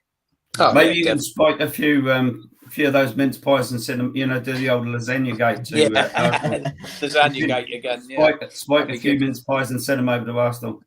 Here you go, boys. Help yourself. Yeah, but I'll tell you what, though, it's the same for Arsenal, isn't it? They've had a few players away. They got a few away. Yeah. I mean, so it's the same for both teams. They're both coming back a little bit undercooked. Both teams are going to be a little bit undercooked. So it might be a real cagey game. Atmospheres are going to be great, though, isn't it? Yeah, I mean, the atmosphere should be good. Boxing Day's always special. You think so in there, in the last year or so, it's got a bit better in there. Yeah, Emirates has got a bit better. Yeah, I think we was a bit unlucky last year at their place because Soufal was, I think, that was never a sending off. Won the ball, didn't he? I think we got turned over a little bit by the referee on that game, to be honest. They weren't that much better than us. Yeah. Can I ask, have we got the new Brazilian? Have we done that signing now? Is he available to play? Yeah, so I think he'll be officially confirmed on the 1st of January, but West Ham have put out that we've signed him. It's a sort of thing to back up the point that we've set up this scouting network in Brazil, Danny. We signed this Luiz Leão, the young centre half, to go into the academy and then maybe get through to the first team. Changing things, sort of we brought in Paqueta as a Brazilian, we've got this Luiz Leão now. Seems like scouting and things is changing at West Ham, especially with that, Danny. It's all very good, but you need to play these players like Paqueta. I want to see him playing in the role he's got for Brazil. Like just to be able to stroll around the pitch and play out. There's no point buying players with that sort of natural ability and then restricting them. Just let him go out there and play and do what he does best. Yeah, and as well, Sharky says here, Mubamba, the young lad, up front against Arsenal. We'd all like to see that if both Scamacca and Antonio are out, but we know the probable option will be stick Bowen up there, and then whoever we can get out on the right hand side. We know that's probably what's going to happen, Andy. Straight to you first. Yeah, don't matter who you put up front. Now you've got to give them service. So if you play one up top and then 3 in behind. And if you don't attack down the wings and play long ball game, they're going to die through the service. So it doesn't matter really who you play up front as long as you give them the service. Yeah. I'd like to see us within the second three up front. I don't think it'll happen, but Bone down the right maybe, and hopefully Schumacher's back fair again. But we've got a choice now of strikers, haven't we? We can play. We can choose. So let's just hope that we've got them. Let's just hope we've got them fit, and maybe there might be a bit of a refresh and a sort of refresh of ideas before I let you go, Danny. Yeah, I think if we can nick a point at Arsenal, something at Brentford, beat Leeds. If we can get 5 points out of the next 3 games, I know not a lot of people won't be happy. I'll be happy with that. 5 points out on the board. Games. Yeah, I'd take 4. To be totally honest, I'd take 4 points. So would I. Yeah, just need points on the board desperately because we need to sort of stop that 5 rot would be from good, the last but I'd end. take 4 now if there's offering it. We have to play well though. If we're going to kickstart into the second half of our season, we have to play well. Doesn't matter too much about the results for maybe Arsenal, but I think we have to get into a bit of form now. So yeah, Brentford and Leeds are my backstop. I think we will get results out of both of those. I think we'll be lucky with Arsenal, but again, depends on the formation he plays and how well the players play. It's not only Moyes' foundation. Unfortunately, it's the players that he sets out the strategy, but they discharge the strategy over 90 minutes. Oh yeah, definitely. We just got to hope we can get back to some form. Right, I'm going to let you two go. Thank you very much, Danny and Andy, for coming on. I'll speak to you both very soon. Danny, I hope you feel a little bit better soon. Thank you very much. Have a nice Christmas, boys. Merry Christmas to you all. Merry Christmas. Thank you very much. There we go. Right then, we are approaching the end. We've got a couple more guests lined up, but before we do that, I thought we'd just take an opportunity just to say a thank you. Now, firstly, Mike, thank you very much for staying on for all of it. That's all right, mate. I'm just about hanging on with a little bit of battery left, but are you? Perfect. We'll go on for just a little bit longer. But we got some. I got my stats through last week for this year, and I just thought I'd just mention them and just say thank you to you. 23.2 thousand likes we've had this year, which is quite staggering. If I do say so myself, over 23,000 likes have been hit on the channel. We've had over 1 million minutes watched on the channel, 1.1 million minutes watched over the year, which is again staggering. So I'd just like to say a huge thank you to every single one of you. Of course, we've had some highlights this year on the pitch, Leon away being one of them, and me and the next guest that's going to come on, reacting straight away after that, and everybody else to those famous wins against Seville and Leon. And then the football content awards for me personally as well was brilliant last month. That was just excellent. It hasn't been all plain sailing for us and West Ham, has it, Mike? But yeah, it's been another great year, and we're going to come back bigger and better next year. And it's just a huge thank you to everybody that watches and all of you that come on the regulars.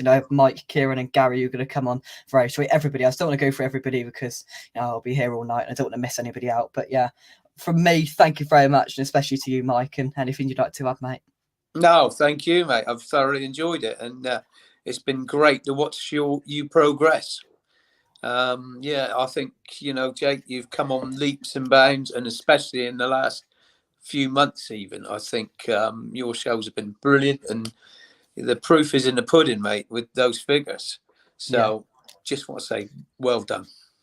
No, thank you very much. And this wouldn't be possible without everybody that comes on. Exactly. It just wouldn't be the same. It's everyone else, all their input. Guys like Matt Jarvis come on here, fantastic. And the 2 guys you had on last night, been brilliant. But I mean, there's a lot of people on here that and we all do it because we enjoy it. I want to help you as well, but I do it because we enjoy doing it. And as my wife said, if I could get paid to sit down and talk about West Ham all day, I probably would. But You never know. Most of Next it year be we a might load go of rubbish, crazy, but- Mike, and I'll employ you. No, mate. Most of it will be a load of rubbish, and people won't want to listen to it. But yeah, Brilliant. Let's get our next couple of guests on, and Gary is joining us. He's joining the Hat Club. Yeah. well done, Gary. Great He's got hat, one mate. as well. Even better. Oh, he's got a proper hat on, Gary. He's Well got done. one. Gary, how are you, school, mate? Old school. Yeah, old school badge on as well. Well done, mate. Exactly. Old school. How are you, mate? You right? Very good. Merry Christmas, everybody. Yeah, and to you, Gary. Merry Christmas, and joining us all the way over. We've been to New Zealand, America, everywhere else. Let's go down to Australia, shall we? Kieran, how are you, mate? Hey, g'day, boys. And I'm not wearing one of them, actually. You know, it's 30 degrees here. I ain't putting one of them on. I'm telling you. Roasting. It's absolutely roasting. I'm very uncomfortable, Jack. How are you there? Well, yeah, I'm a bit hot when it's out on. I've had it on for 2 hours, so you know it's been okay. But you know. Yeah, g'day, boys. Mike and Gary. Buddy, you're right. Happy Christmas to you all.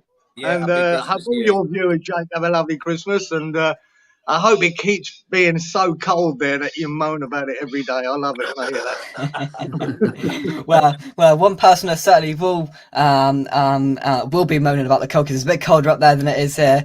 Is also joining the Christmas West Ham Hat Club. He's got one better as well. He's got the West Ham one as well. Anton, how are you? Oh, well done, Anton. That's good work, mate. Yeah, Anton. Merry Christmas, everyone.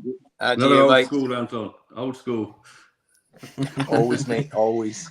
How's everyone? All right? All right, Kieran? Yeah, good. Good night, Anton. Gary, Jake, you all well? All good, thanks. Yeah, not bad at all. I'll tell you what, though, we have Russ on a little bit earlier on with his Mickey Mouse ears on. Oh, I've not saw it. Did you have him on? Yes. Oh, yes. man. Good. Yeah. He's sunning it up just like Kieran, isn't he? He is. Yeah. He is doing exactly that. Catching rays. What's the time then, Kieran, if it's 30 degrees? What's that? What's the time, Kieran, if it's like 30 degrees? What time are you on over there? It's half 6 in the morning. Oh, wow. Yeah. So what's it getting up to at like 11, 12 then? It's been, I'm saying 30. It's probably only about 27 now, but it will get to 30. Only 27. Only 27. Yeah. That's rubbish, that is. Yeah, this is where it starts, our summer now, right before Christmas, and it really kicks in the heat, and it gets hotter. It gets hotter. I've had a Christmas day here where it was 40 degrees, and absolutely horrible. You couldn't breathe in it. But they're predicting this year it's only be around the 30 mark, so nice and cool. Kieran, I've got my Sherpa cover over me. I'm sitting beside the radiator. Well, I was hearing the temperatures, from my family and that in London last week, and my God, I would die. I would absolutely die now. I'm just too acclimatized to this sort of climate, and it'd be a hard one. Oh, brilliant. Sharks, is it cold in Scotland during the summer months? Yeah, it's been a bit cold up there, hasn't it? To be fair, we actually do get good summers. We just don't get them as long as what you get them down south. But yeah, if you get a 7 week spell, we'll get a 4 or 5 week spell, and then we get random days, random really warm days. And sometimes I send a picture to all the lads because I know it's pouring rain down in London or down south, and they're like, "What's going on up there?" So it's good. It's good. Well, it's not good. But right then, Mike. Last week was ridiculous. Oh, we had -7 here last week. I know. Well, mate, I mean, I'll raise you another 3. We were -10. Oh my God! And literally, nearly every house in the state that I live in either had no water or no heating for several hours. We were having and then the local gas companies were sending out messages online to say, take out this pipe from your boiler, go outside, pour hot water on it, like trying to get people to just do it themselves without call outs because you couldn't get people out. It was ridiculous. It was ridiculous. You can ski in Scotland in the summer. True. Right, what? Yeah. Mike, the reins are with you. Pick a subject.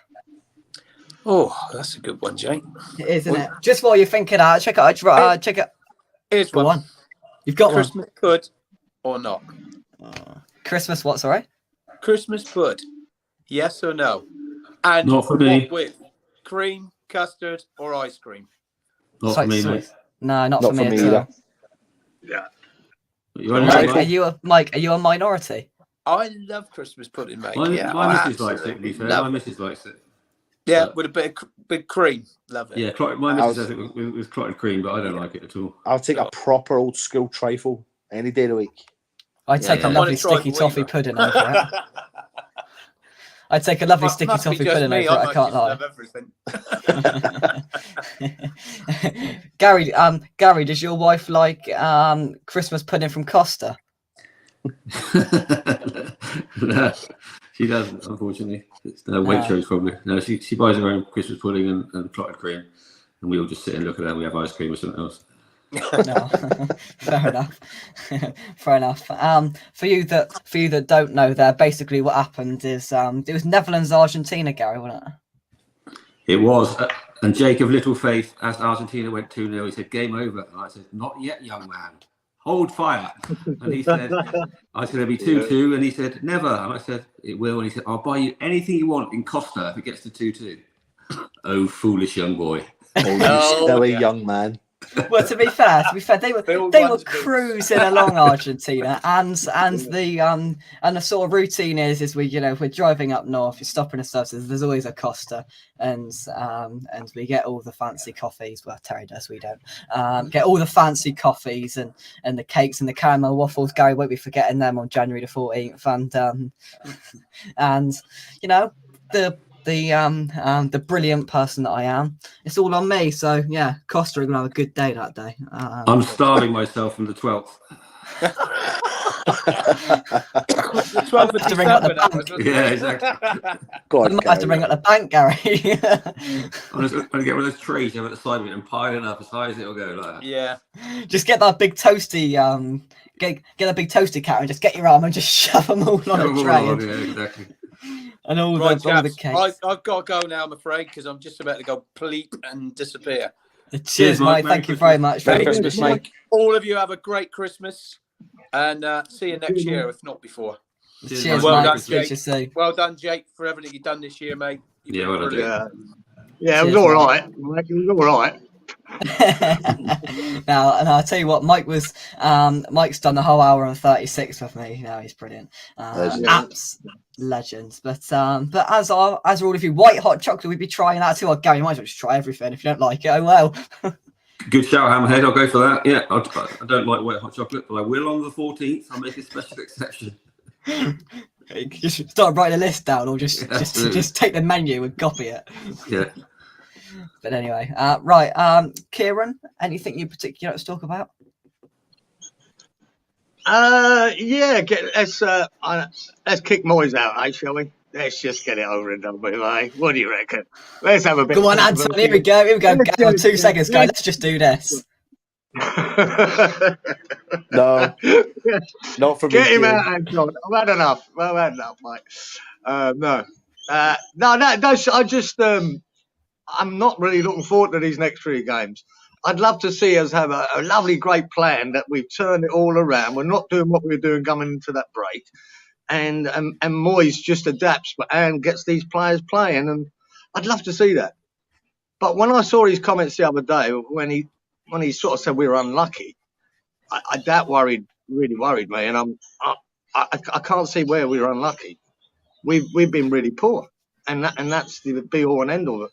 And I think he hasn't performed himself as a manager tactically when they haven't been that wise. So I've never been a Moyes in, Moyes out person, but I think the writing could be on the wall. And if they are thinking of doing it, and if they have been thinking of doing it, I think they should have done it early rather than later.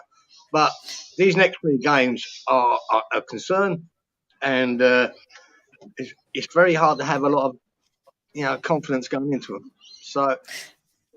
I'll start with you. I'll start with you, Gary. Where are you with it? Do you know what? For a long time, I thought give him a chance. But I went to the last 3 home games: Leicester, Brentford, and Palace, and we were really bad against Palace. We were slightly better against Leicester, but there's something going on behind the scenes, Jake, that we don't know for sure. I mean, I read Soufal's comments that he went in to see Moyes and asked why he wasn't playing, and Moyes didn't give him an answer. That's just poor man management. It's spreading around. It's obvious Declan's going. So I think they're missing Nobe's leadership from afar. Hopefully he'll come back in and do something as a director. There's something behind the scenes going on we don't know, because the quality of our squad is a lot better than last season. I think we can all agree that. Yeah. But it's not working on the pitch, and I don't know what it is. At some point, you've got to look at the manager before it's too late. Something's going on, Jake. Something's going on. Yeah. Anton, enlighten us. I don't know. I've just literally before I came on, West Ham have released a David Moyes interview. It's a 5 minute long video on YouTube, and he talks, and I seen the comments that were made, but what I was intrigued about from the comments that were made, did he say them on TalkSport? I haven't seen it, Anton. I don't know. So I've not heard it. That's why I've not done a video on it, because I've not physically heard the comments come from him. So I listened to the video there, just that came on the West Ham website, and what Moyes is saying is, since the turn of the year, it's not been good. It's absolutely not been good, and the European nights have what's carried the West Ham fans. And he's actually said, like, we've struggled to put the ball in the back of the net, but this start of this season hasn't been what we expected, but it's been fine margins. And then he alluded to what he meant by fine margins. He then went, we missed the penalty at Liverpool. We hit the bar and the post 4 or 5 times against Nottingham Forest. We did this, and we did this. And if you do change some of those results, things are dramatically different. But we haven't, is what he says in the video. It's totally worth going watching, 4 or 5 minutes long. Yeah. I've just seen it. And he says, we know it needs to get better. We know it needs to get better. So, yeah, I agree to a certain extent, because Crystal Palace was awful.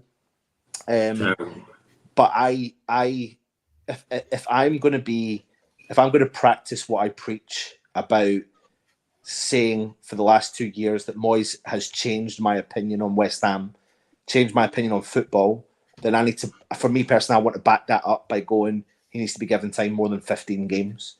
So I get it. I get the frustration there. But you're talking about big time players, Paqueta, Cornet, Scamacca, Aguerd, and none of them have had a run in the team yet, in the squad yet. So we're still stuck with the same team. And if we can bring these players back and they can be fit and they get the next 8-ish games, I think things can turn around. I really do. I said to someone, I think it was your dad today, Jake, I said, if in 8-9 games things aren't working out, then I'll probably start moaning, because that's now well over the halfway mark. But we are. This season's quite unique for me, because we've only played 15 games, and we're the next game we're playing is on Boxing Day. But this time last year, we would have played 20 games by now. So we've got 6 games up on where we were at last year to turn this around, if that makes any sense. I think it's massively down to, for me personally, these 3 games we've got now. If we can get 4 points at the very minimum from these 3 games we've got now against Arsenal, Brentford, and Leeds, I think then we just got to look after those 3 games. I think that's what some people have said, that so and so are going to do or whatever. And but I think these 3 games, if we come back to it after that and it's not any different at all, then I think we will. I think we will have to have a look. Personally, I agree with the fact that if we go into Arsenal and we see similar setup, but we've got players available, we go into the next 2 games after that, we go in with the same setup and we've got players available, and the results don't go right, then that is odd, in my opinion. Then at that point, I'm looking at it going, really? But I said to Russ beforehand, before the World Cup, I said, if we get through this World Cup unscathed with players, I think this break, it's been 6 weeks. By the time we play football, it's been 6 weeks since we've actually kicked the ball as part of West Ham. That is pre-season. That is absolutely a pre-season. So the 14 games that are gone, that have happened, one can only assume Moyes is sitting there going, reset, and start again, and he's got the second chance. Because if the season had continued, I think we could be all sitting here and most people would be in agreement by going, shit, we need to look at, excuse my French, but we need to be looking at someone else. But I think the World Cup break came at the right time for West Ham, to be honest, for Moyes as well. The trouble you got, Anton, though, is if you look back over the last, I think, 38, we've got about 40 points or something. it's gone on. This run's gone on for a long time. No, I agree, but I think where I accept that is a European semi-final. That's my acceptance. Like if we had gone on to win Europa League, if I know we didn't, and fine margins and all that sort of stuff, but in my lifetime, I've not had that season before. So would you take Conference League final and winners and relegation? Not relegation, but survival. Yeah, 17th. I would 17th. I would take 17th, and I would take a cup win. Yeah. So would I. Right, we'll leave the last word to Kieran because I don't want to talk about this all night because it's Christmas. Kieran, final word on West Ham. Final word on West Ham. Oh man, it's. I was hoping them friendlies would give me a bit of hope, an indication of we're heading the right way, and they sort of didn't and went well. But I'm hoping we'll turn it around. I'm really the points on the board is not what concerns me. It's what I'm watching. I want to enjoy it. Yeah.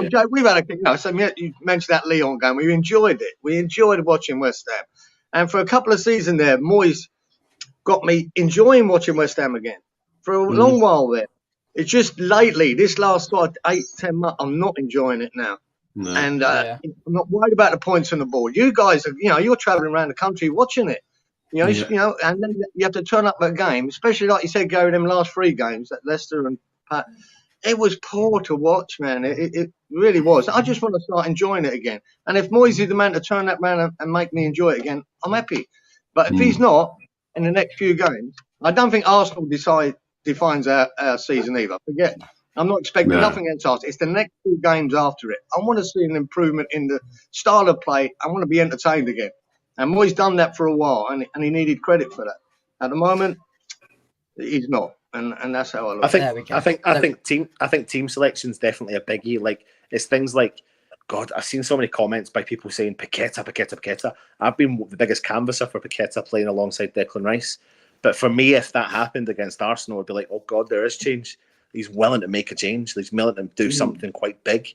But we'll have to wait and see. But that's Rice and Paqueta back. So. But Souček's starting, don't you? No, we all know that. We all know that. Right, let's bring on next guest on. Here he comes. I mean, I've gone hour and 46, but he's here. He's here. Mr. Adam Frankel, how are you? I'm not too bad. Just at work, but it's so quiet that I figured I can jump in here. So if you hear the phones ringing, then I'll have to quickly actually do my job. But if they don't, I'm good. I spoke to you earlier on, and you were like, "Yeah, we're gonna have a really chill day today." And you were moaning and groaning, but you look all right now. You look pretty chilled, though, don't you, Franco? You look pretty chilled, mate. Yeah, to be honest, it's been a very relaxed day. I've been looking at flights because some friends have just basically told me I can go with them to the Bahamas for a weekend. I just have to, Didn't take long, did it? Yeah. Well, I'm not trying to drop. I'm not trying to drop two names or anything. But I'm just saying, I'm just going to actually. Do you know what? While you're at it, Franco, I'm just nipping to New York tomorrow for a couple of days, and then I'll be back. All right.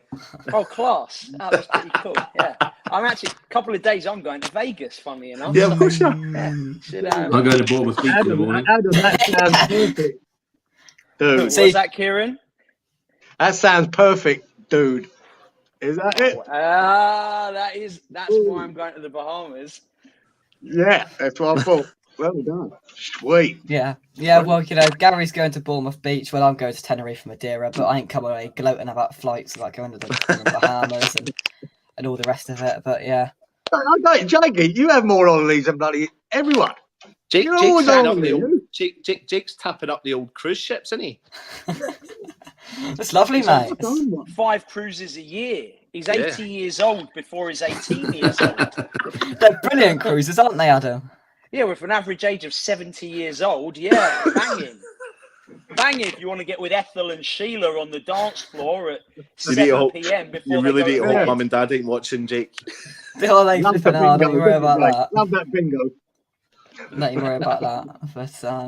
But this guy, he owns the place. He rocks up when he wants. He doesn't even wear any different clothes. He just rocks up in a hoodie and does what he wants. You're right. And, it's called a relaxed work environment. My employees really enjoy it as well. And in fact, one of my employees over here, he'll tell you himself that, hey, Jason, just to show, What have I just said? What have I just told you now at 2:30, 2:50 in the afternoon? Go home. See, I've allowed him to go home early because it's quiet. That's the sort of boss I am. God, can you ever like blow any more smoke up your own? Right, look, I'm just showing that I'm not the absolute scumbag that I come across to be most of the time. Franco, I think you need a social media manager, and I think the person right above you there is the perfect example of someone who would help you bring this business online. What do you think? I've got Jake? a trial, mate. I've got a trial next year. I thought you were talking about Kieran there, Anton. Yeah. I thought you were talking about Kieran as well. I'm walking. I'll bring it down, mate. I've got a trial next year, haven't I, Adam? Yeah, apparently so. I mean, we'll see how it goes. It's not confirmed yet, but we're still in talks. Romano's just confirmed it, mate. It's done deal. I'm coming. Fine print. Well, apparently it's a done deal. Basically, Jake's parents want. There's a couple of rooms that they haven't christened yet, so they asked him to come to America for a little while. Do you ever get like just give up? Why do I give you a platform to say anything? Honestly, Jake, I really don't know. I mean, Yeah, well, that's why I just do that. Bosh right then. Cruise ship holiday sponsor West. They don't. We just love it. It's brilliant. Can't wait. Yeah. The Grinch, Adam the Grinch, Franco. What's that on your jumper? Duffy's. Yeah, there are some Minnesota restaurant place. Yeah, you don't even know, do you? Well, yeah, they gave me it as a farewell gift when I left Minnesota. It was like my favorite little. I mean, I lived in a very small place. There weren't many restaurants, but this was one of them. So, yeah, they gave me some swag to rep them in Texas. Yeah, they've closed down. They've closed down now. Probably. I wonder what done a good job, didn't you, Franco? Good job. Wait, Franco, is that where is he? Am I talking to him? Is that big theme park they're building? Is that a real thing? Oh, your mates? Yeah. It's. I mean, yeah. Is it like? Is it finalized and like 100% like absolutely happening? I'd say no, but they've been designing it and working on it for literally years, probably 2-3 years. So it's pretty close to happening. Nobody's got a clue what you're on about. You know, just It's a drop so- mate. Yeah, okay. do perfect. I know. Yes, good stuff. Thanks, Kieran. Gary, finish off with a subject before we go. Then I'm going to try one of these Malteser things for you. Then we're going to go. Best Christmas song. Oh, that's difficult. That is. Oh, that is tough, man. That's a good question, actually. Best Crimbo song, Kieran. Oh, mate, I like the George Michael one. I like. Last Christmas. Last Christmas. Slade is a good one, isn't it? When you hear that, you know it's Christmas. When Slade punched their one out. It's Christmas. I'll tell you what, though, if you remember last year, Anton, we had a bit of a silent night or riot. Do you remember that? Was that last year? Holy, was that last year? It's like it's a year ago. Wow. Yeah. Just before we come to you, Anton, Jay, what are you doing for the game on Monday? Be somewhere in Madeira. You know, I'm not somebody to gloat like Adam Franco. I'm gonna be somewhere in Madeira looking at a Ronaldo statue. You know. I don't watch WWE. I used to. Adam's probably loves WWE. No, I'm not that moron, Charlie Walsh. That's all he does with his life. Watch that. And anyway, my one is Fairy Tale. No, hang on. No. We just got to do things right. Anton, to you first. My one is Fairy Tale of New York. Great tune. Great. Oh, brilliant. Yeah, Michael, what's your one, mate? Oh, my one's Sleigh Ride, but the Spice Girls version. See, I haven't got a clue what that is. It's not even a popular one. Like, nobody knows that. I don't. Yes, they do. He goes, just hear those sleigh bells ringing. Ding, ding, ding. Oh, that one, right. Oh, See? sorry. Gary? I don't know how he has a platform. Fairy Tale of New York is a great tune, to be fair. Fair enough. Yeah, maybe a bit of driving over Christmas. Bit of Mariah Carey. I think that's up Do you know Adam's Fairy street. Tale of New York, Jake? Do I what? Do you know how that song goes, Fairy Tale of New York? Yeah. Sing it. No, I'm not singing it. It was It's Christmas Eve, babe. Driving home for Christmas. Charlie is brilliant. Chris Rea is the original of that song. Yes. Yes. He comes in, he causes absolute mayhem. Right, I think we might as well I'll leave it there, I think. Anything you guys would like to discuss before we go? I've got one thing now, and you're going to like this. Right, I'm going to stand up because I don't want to put this thing down. So I got this jumper. It's a bit smaller than anticipated when I got it out the drawer. And it's got this button, right? Look at that. Oh, wow. Hey, jingle bells, jingle bells, he's getting jingle copyrighted now. Pardon? You're getting copyrighted now. Oh, what fun it is to see West Ham win away in about 15 years' time. There we go. Good stuff. Should we leave it there, gentlemen? Yeah. I mean, it seems a shame to not make it to 2 hours, though, really, Yeah. Jake. Jake, I mean, you need to do predictions, mate. You need to do predictions. For Go what? on. What, my cruise or for... Probably the Arsenal game coming up in 5 days. Possibly that game. All right, predictions for that then. I don't know. To be fair, if we win, I'm going to go mental in Madeira. If we lose, I'm just going to put my phone down, just chillax and just not really, Oh, It's you're what it allowed is. your phone on while you're on holiday? Do you just ever just give it a rest? Like, No, not usually. no. That's No. why people Relentless. Relentless. Prediction. I can't see us winning it. I'm gonna go for a 1-1. Over to you, Kieran. No, I think it's going to be a dismal 3-0 loss. Oh, come I think on, we're going to get. I was going to say that. We're going to get slapped. Leaving. What did you say, Kieran? Sorry, I missed that. 3-0 loss, mate. We're getting smacked. You call me negative, Anton. We can't. No, I'm not worried. The Arsenal game, to me, I'm not worried about it because I think we're losing. That's it. It's the other two that I'm more concerned. That's what I wanted to win and pick the points up. Arsenal have been building for a couple of years, have built their team this year on Gabriel Jesus, missing. They've got a lot of players coming in from the World Cup hangover. We are going to smash it on the back of a break, and we're going to take the game at the Emirates and win 2-1. 2-1, West Ham. Love it. Gary? I like Anton's optimism. He's obviously forgotten David Moyes' fantastic away record at the Big Six, but I'll take a draw. 69, undefeated. That's what he is, David Moyes. He's going to do it. Don't you worry about that. I'll take 1-0. Wow, I thought you were taking the tone very low there, Jake. It's a kid's show, this. Can't believe you're using that sort of language. What's your prediction, Adam?